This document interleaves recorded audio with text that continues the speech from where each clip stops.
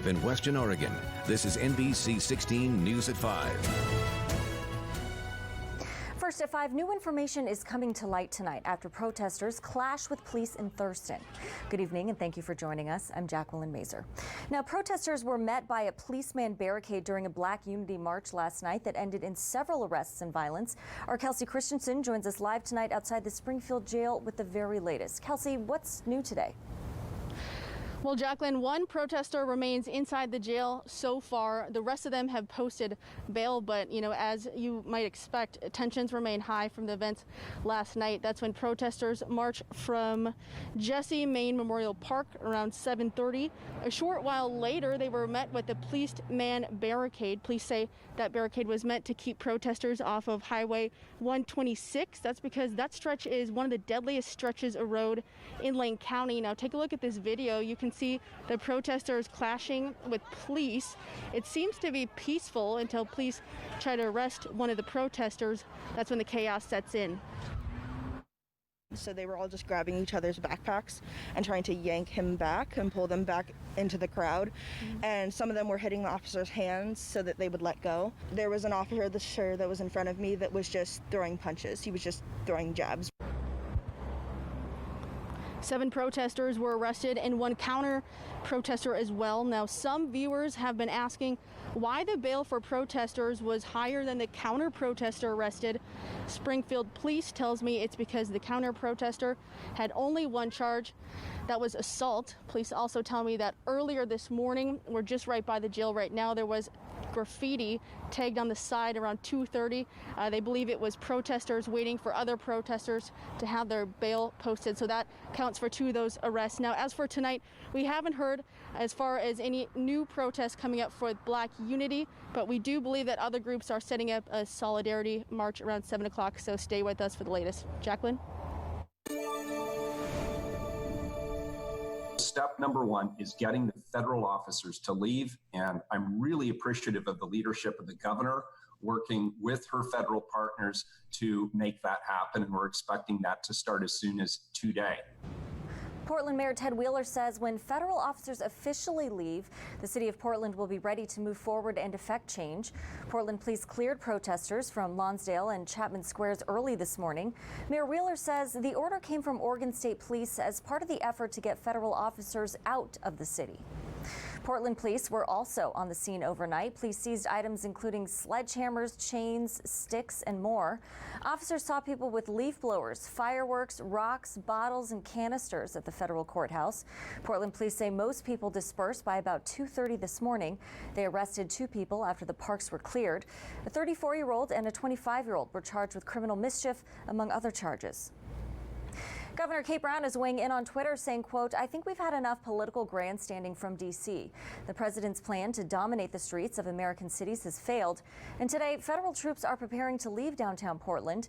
We will protect free speech and the right to protest peacefully." Well, with protests for police reform across the country, there are discussions in Oregon about what changes could come next. A joint committee of political leaders is meeting this week in Salem to address transparent policing and use of force reform. It's expected to discuss crowd control and what tools law enforcement can use during a protest. They'll also talk about demilitarizing law enforcement, banning chokeholds, and transparency in police misconduct records.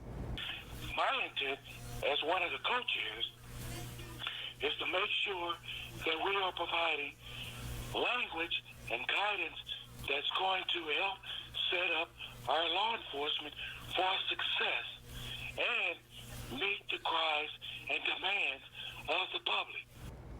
Well, coming up tonight at 5:30, Senator Manning talks about his views on recent protests that have led to violence.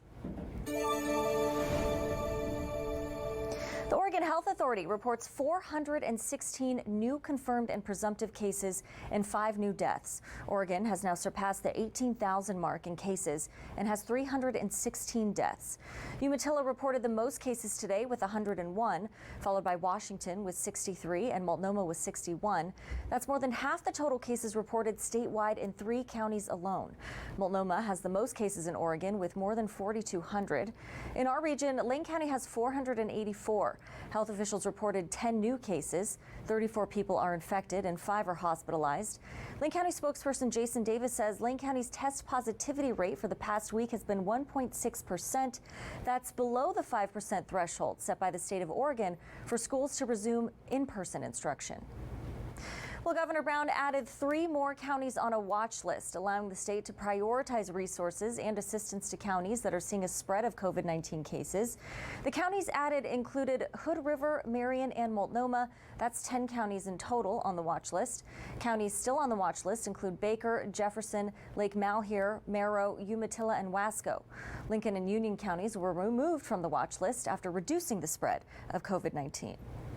Well, continuing coverage on how schools plan to reopen this fall, we're taking a look at how the state and local districts will make sure all students are served if they're taking online learning. The Department of Education Director Colt Gill says COVID-19 showcased inequities in Oregon and how distance learning has impacted families. Some students did not have access to the internet or the technology needed to assess their classes. Some experienced learning disabilities utilizing the new format. Governor Brown is releasing $28 million from the Emergency Education Relief Fund to try and address these issues before the start of the school year. Will help ensure that we can provide more access and connectivity, that students and teachers have the devices they need to connect with one another from a distance. Digital content and curriculum will be up to par. Online learning management systems that will help students and their teachers connect with one another, and professional development for our teachers, as well as technology support for families. ODE anticipates opening the application process by Monday, August 10th. Coming up on NBC 16 News at 5:30, a big question for parents is how much time will students spend remote learning during the day? The answer from 2 districts coming up. Well, during fire season, even the smallest spark can cause chaos. The worst outcome close to happening yesterday. But quick work done by fire and power crews kept things completely under control. NBC 16's David Ochoa explains. Vegetation and power lines don't mix, and when they do, you get explosive results. That's what happened yesterday on Highway 38 west of Drain. So when those down power lines come down and come into contact with dry vegetation, it's really common for a fire to start, and that's exactly what happened here. The fire was started by a tree falling onto the power lines. The fast-moving fire burned about 3 acres of the hillside. When power lines are involved in a fire, it creates new obstacles for firefighters. Yeah, there's always a little bit more complexity when you have power lines involved with a fire. We can't go, around those down power lines until they're de-energized just for safety reasons. The power company turned off the power quickly, and fire crews were able to fight the fire from different angles. But it can get out of control fast.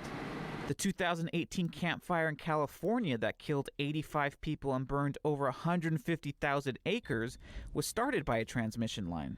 So it's important for property owners to be safe when it comes to power lines. If there's any thought that you might be dropping something on a power line, get some professional help and a second opinion. Reporting in Douglas County, I'm David Ochoa. All right, let's take a first look at weather. Heather Melendez joins us now. Now, Heather, another hot but beautiful day out there, but a bit on the hazy side, though. That's right, Jacqueline, and really it's because of the fires we've been experiencing. That dry weather, carbon monoxide mixing with that cold front that we're waiting for is really allowing that pollution to stick. So here's a live shot from outside, looking a little hazy, very bone dry down in the valley floor. But the good news is that we are on the good side for air quality. Now take a look east of the Cascades near Bend. I mean, we've been experiencing lots of fires there. That's why they're on the moderate side in terms of air quality. But here, plenty of dry skies, not a lot of puffy clouds in the air, which will allow us to warm into the 90s. These clear skies are creating some warmer pavements as well, not breaking any records today. Today was that last time we'll have 90-degree temperatures. So that's why as we head into the nighttime, we're going to be slightly warmer. It's going to be warm tonight, but swinging into tomorrow, expect cooler conditions. I'll let you know how long these 80-degree temperatures will last in my full weather forecast. Jacqueline? All right, Heather, thank you. Well, coming up next on NBC 16 at 5, the U.S. economy shrank nearly 33% from April to June. What new numbers tell us about the toll the pandemic is having across the nation. Plus, a new local nonprofit seeks to provide housing options for homeless. How one veteran plans to make this happen with help from the community.